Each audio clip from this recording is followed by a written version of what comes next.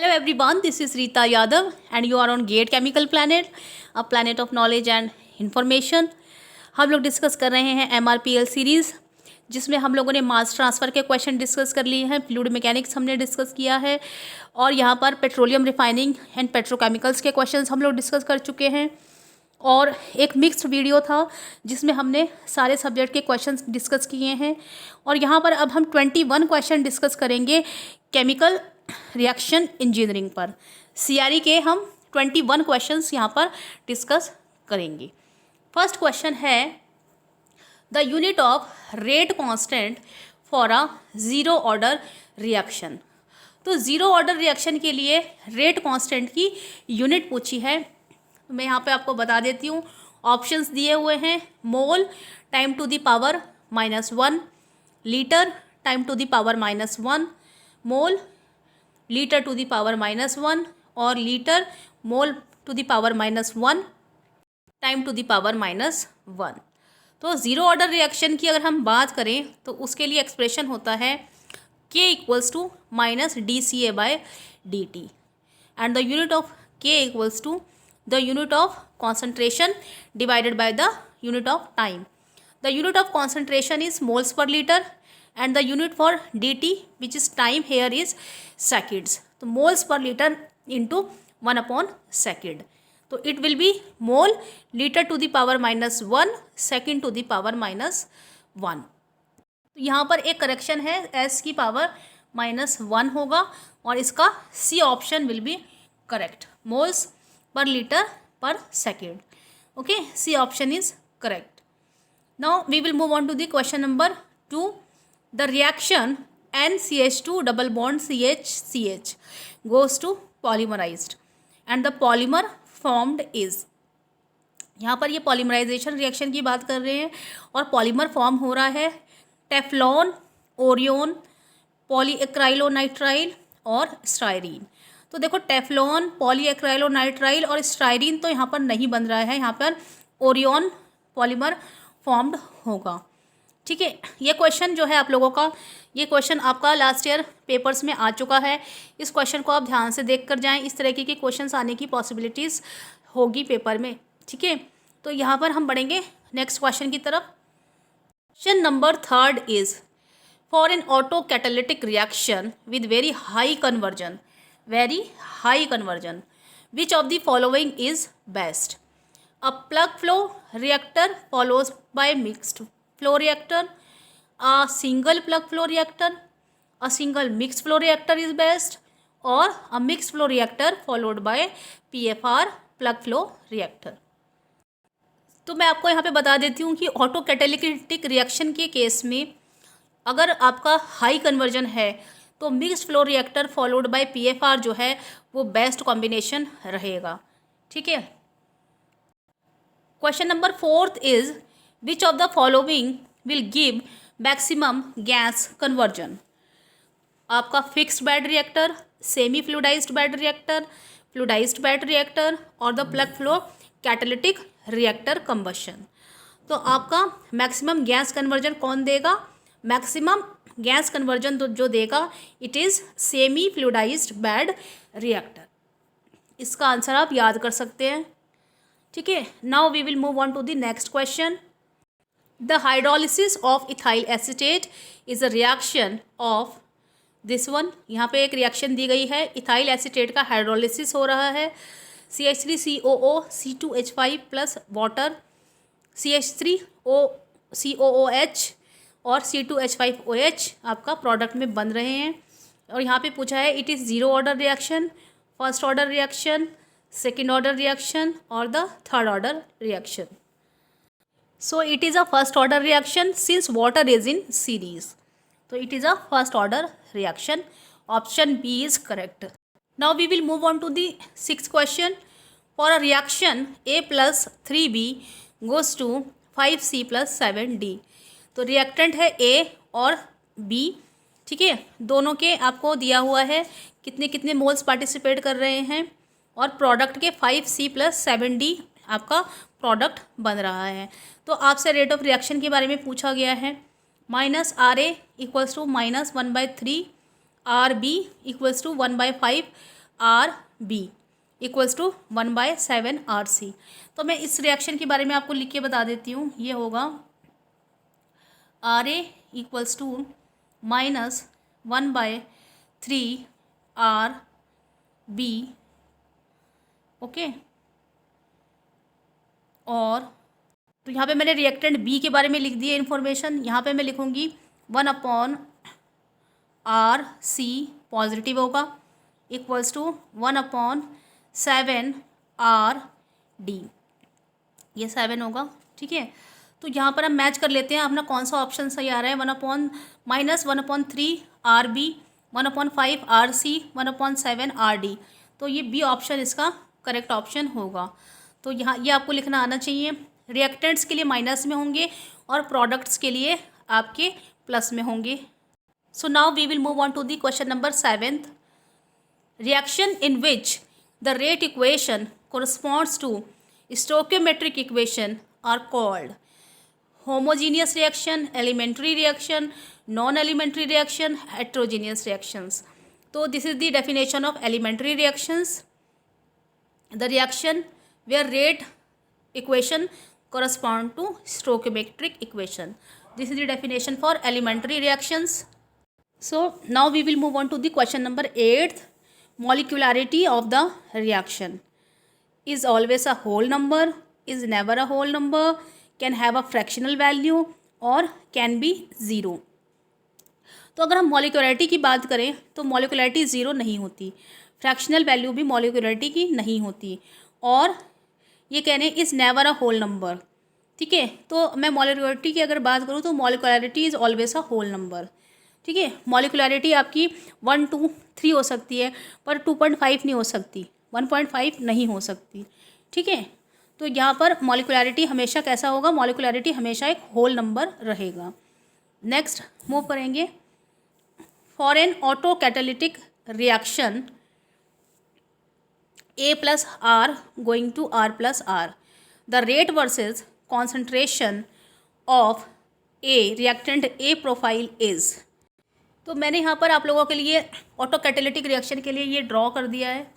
ठीक है, आप इसको ध्यान से देख सकते हैं। रेट वर्सेस कॉन्सेंट्रेशन का जो प्रोफाइल है, कॉन्सेंट्रेशन प्रोफाइल है, वो पैराबोलिक रहेगा। ठीक है, ऑटो कैटालिटिक रिएक्शन के लिए इसे याद कर लीजिए, ध्यान से जाइए, पेपर देने ऐसे क्वेश्चन जरूर आते हैं, ऑटो कैटालिटिक रिएक्शंस पे क्वेश्चन आते हैं। तो लीनियर होगा, पैराबोलिक होगा, एक्सपोनेंशियल होगा, या नन ऑफ दीज होगा। तो यहाँ पर ये पैराबोलिक होगा। Okay, so it is very good question.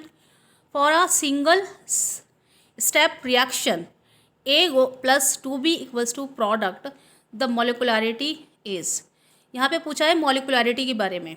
तो देखो मॉलिक्युलरिटी ज़ीरो नहीं होगी, फ्रैक्शनल वैल्यू नहीं होगी, एक होल नंबर होगा, और मॉलिक्युलरिटी क्या होगी यहाँ पे, मॉलिक्युलरिटी हो जाएगी 3। ठीक है, मॉलिक्युलरिटी कितनी है, रिएक्टेंट ए के पास 1 मोल है और बी के पास 2 मोल है, तो 1 + 2 equals to molecularity equals to 3 moles इसके पास टोटल है। एक सिंगल स्टेप रिएक्शन हो रही है, उसमें टोटल 3 मोल्स जो हैं रिएक्टेंट के पार्टिसिपेट कर रहे हैं, तो मॉलिक्युलरिटी आपकी 3 हो जाएगी। Now we will move on to the question number 11th। Slurry reactors are characterised by. Slurry reactor की अगर हम बात करें तो यहाँ पे 4 ऑप्शंस दिए हैं। Lack of intra particle diffusion resistance, presence of 2 mobile phases, both A and B, और नन ऑफ दीज। तो स्लरी रिएक्टर्स के बारे में मैं आपको बता देती हूँ। Slurry reactors are characterised by both lack of intra particle diffusion resistance and presence at mobile phases. Okay, presence of 2 mobile phases. तो ये जो है इसका ऑप्शन होगा बोथ ए एंड बी। तो इस तरीके के क्वेश्चंस आ जाते हैं, स्लरी रिएक्टर्स पे क्वेश्चन आ सकते हैं, आपको स्लरी रिएक्टर के बारे में पता होना चाहिए। क्वेश्चन नंबर 12 की मैं बात करूं, the most suitable reactor for carrying out an autothermal reaction is batch reactor, CSTR reactor, semi batch reactor, और द प्लग फ्लो रिएक्टर। तो यहाँ पर आपको बता देती हूँ, a CSTR is used for autothermal reaction, तो इसका आंसर होगा CSTR। ठीक है, तो ये इस तरीके के क्वेश्चंस हैं जो आप लोगों के प्रीवियस ईयर में आ चुके हैं, ठीक है, इसको ध्यान से देख लीजिए। Now BET operators is used to determine, BET operators के बारे में पूछा गया है। And the options are specific surface of porous catalyst, porous catalyst का स्पेसिफिक सरफेस डिटरमाइन करता है। और B option is pore size distribution determine करता है, पोर डायामीटर डिटरमाइन करता है, या फिर porosity of the catalyst bed को डिटरमाइन करता है। तो BET ऑपरेटर्स के बारे में मैं आप लोगों को बता देती हूँ। BET ऑपरेटर्स जो होता है वो पोर साइज डिस्ट्रीब्यूशन को डिटरमाइन करता है, ठीक है। Now we will move on to the question number 14। A multiple reactions may be classified as, multiple reactions कौन सी होती है, कैसे उनको क्लासीफाई करते हैं, उसके बारे में पूछा गया है। कॉन्जिकेटिव, कॉन्जिक्यूटिव और साइड रिएक्शंस, पैरेलल और साइड रिएक्शंस, मिक्स्ड रिएक्शंस और ऑल ऑफ द अबव। तो ये सारे ही एग्जाम्पल मल्टीपल रिएक्शंस के होते हैं। Multiple reactions are consecutive reactions और साइड रिएक्शंस, पैरेलल हो सकती हैं और साइड रिएक्शंस होती हैं, मिक्स्ड रिएक्शन भी आपकी मल्टीपल रिएक्शंस होती हैं। तो इसका ऑप्शन होगा all of the above. Okay, so next question is the dimension of space velocity is. तो स्पेस वेलोसिटी की डायमेंशन को जानने से पहले व्हाट इज स्पेस वेलोसिटी ये जानना इंपॉर्टेंट है। What is space velocity? Space velocity is represented by S and it is defined as the number of reactor volumes of the field at specified conditions that can be treated in unit time, and it is defined by S. Space velocity S equals to 1 upon space time, and space time is given by tau. So S equals to आपका हो जाएगा S equals to 1 upon tau, और इसकी unit हो जाएगी time to the power -1। Okay, तो space velocity को हम ऐसे डिफाइन करते हैं, ऐसे लिखते हैं, and it is equals to 1 upon space time, और स्पेस टाइम को हम कहते हैं टाउ। तो यहाँ पर इसकी यूनिट हो जाएगी time to the power -1। If space time is denoted by tau and space velocity is by S, then what is correct? tau s equals to 0, tau into s equals to 1, tau into s equals to 0.1, tau into s equals to any value greater than 0। तो यहाँ पर tau into s equals to हो जाएगा 1। यहाँ पे tau into s क्या हो जाएगा? tau s equals to हो जाएगा 1। ठीक है, तो इस तरीके के क्वेश्चन जो हैं वो आपके आते हैं, ठीक है, तो आप इसको कर लीजिए। तो यहाँ पर आपका हो जाएगा tau S equals to 1। Okay, तो now we will move on to the next question. Threshold energy in a reaction is equal to, threshold energy के बारे में पूछा है। तो थ्रेशोल्ड एनर्जी मैंने आप लोगों को यहाँ पे बता दी है क्या होती है।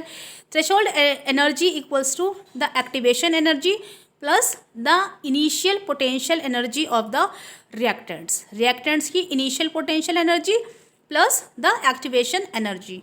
तो यहाँ पर इसका आंसर हो जाएगा एक्टिवेशन एनर्जी ए है option, B is normal energy of the reactants, C is sum of A and B, and D option is none of these.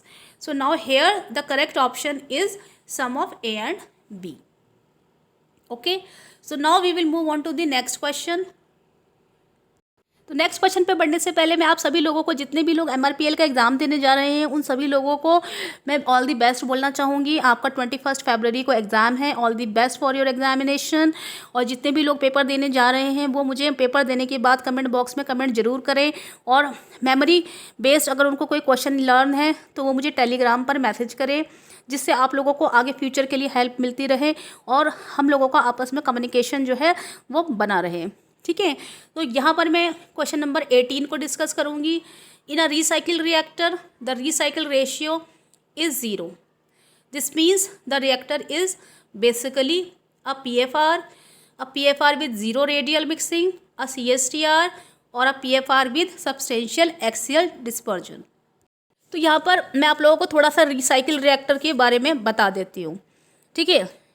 If one desire to promote the batch mixing और the intermediate mixing in a system, then it is then desirable to use the recycle reactor. The need for the back mixing may arise from a desire to enhance the reaction selectivity. It is thus advantageous to divide the product stream from a PFR and then return a part of this stream to enhance the reactor. So, recycle ratio is also known as R, and recycle ratio R equals to volume of fluid returned to the reactor in entrance divided by the volume of fluid leaving the system. If the recycle ratio R equals to 0, the reactor is a pure plug flow reactor, and if R, the recycle ratio, equals to the infinity, then the reactor behave as MFR, mixed flow reactor. तो यहाँ पर अगर R की value 0 होगी तो reactor कैसा behave करेगा? Pure plug flow reactor. तो यहाँ पर आपका आंसर हो जाएगा PFR। ठीक है, तो यहाँ पर मैंने रिसाइकिल रिएक्टर के बारे में आपको बता दिया है कि कब यूज़ किया जाता है रिसाइकिल रिएक्टर और रिसाइकिल रेशियो क्या रहती है। ठीक है, जिनको नहीं पता है वो सुन सकते हैं। 19 क्वेश्चन की तरफ हम बढ़ेंगे। For the reaction A plus B going to C plus D, the variation of concentration of products is given by which of the curve? तो यहाँ पर concentration versus time का बीच में 4 कर्व आप लोगों को दिए गए हैं। पहला है X कर्व जो कि पिंक से मैंने बनाया है, दूसरा है Y रेड से दिख रहा है, थर्ड है आपका Z ग्रीन से आपको दिख रहा होगा, और फोर्थ है आपका W कर्व जो कि आपको ब्लू पेन से दिखाई दे रहा होगा। तो यहाँ पर क्वेश्चन में पूछा है the variation of concentration of product is given by which of the curve. तो the concentration of product will increase with time. Okay, तो ये रहता है कॉन्सेंट्रेशन वर्सेस टाइम का कर्व जो कि ओरिजिनल कर्व होता है। तो यहाँ पर ये जो होगा आंसर इसका Y होगा, because the concentration of product increases with time. तो उसके अकॉर्डिंगली आपका Y कर्व जो होगा वो इसका करेक्ट ऑप्शन होगा। ठीक है, जो आपका रेड वाला कर्व है Y वो यहाँ पे सही होगा। ठीक है, now we will move on to the question number 20। For an ideal plug flow reactor the value of Peclet number is, Peclet number की वैल्यू पूछी गई है यहाँ पर। ठीक है, तो मैं आपको बता देती हूँ कि आइडियल PFR के लिए पैकलेट नंबर जो होता है वो 0 होता है। पैकलेट नंबर यहाँ पर 0 हो जाएगा। ऑप्शन ए जो होगा वो इसका करेक्ट ऑप्शन होगा। नेक्स्ट हम मूव करेंगे क्वेश्चन नंबर 21 की तरफ। In Arrhenius equation K equals to A e⁻ minus capital EA by RT and factor e⁻ minus EA by RT is known as frequency factor, activation factor, pre exponential और Boltzmann factor. तो ये हो जाएगा आपका Boltzmann factor. आप सभी लोग अपने आंसर कमेंट बॉक्स में ज़रूर कमेंट कीजिए। ठीक है, आप अपने कमेंट बॉक्स में आंसर डालते जाइए। I will check your answer. Okay, and all the best for your exam.